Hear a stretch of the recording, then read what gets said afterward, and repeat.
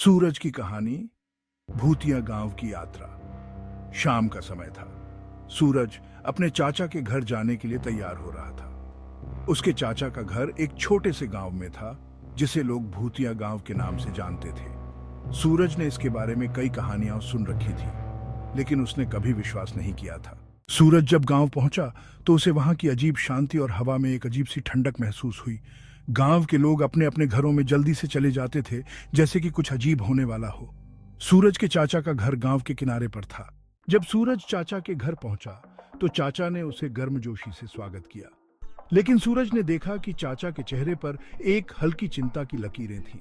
सूरज ने पूछ लिया, चाचा क्या बात है, आप चिंतित क्यों दिख रहे हैं? चाचा ने कहा, सूरज, इस गांव में कुछ अजीब घटनाएं होती हैं।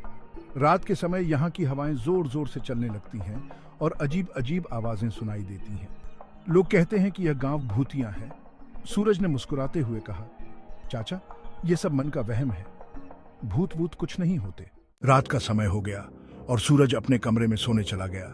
आधी रात को अचानक तेज हवा चलने लगी और खिड़कियां जोर जोर से बजने लगी। सूरज की नींद खुल गई। उसने देखा कि कमरे में अजीब अजीब परछाइयां दिख रही थी। सूरज का दिल जोर जोर से धड़कने लगा।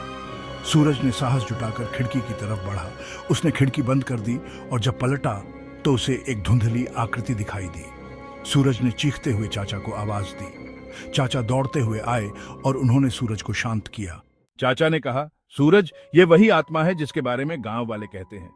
यह एक पुरानी घटना से जुड़ी है जब यहाँ के राजा की बेटी की आत्मा को शांति नहीं मिली थी।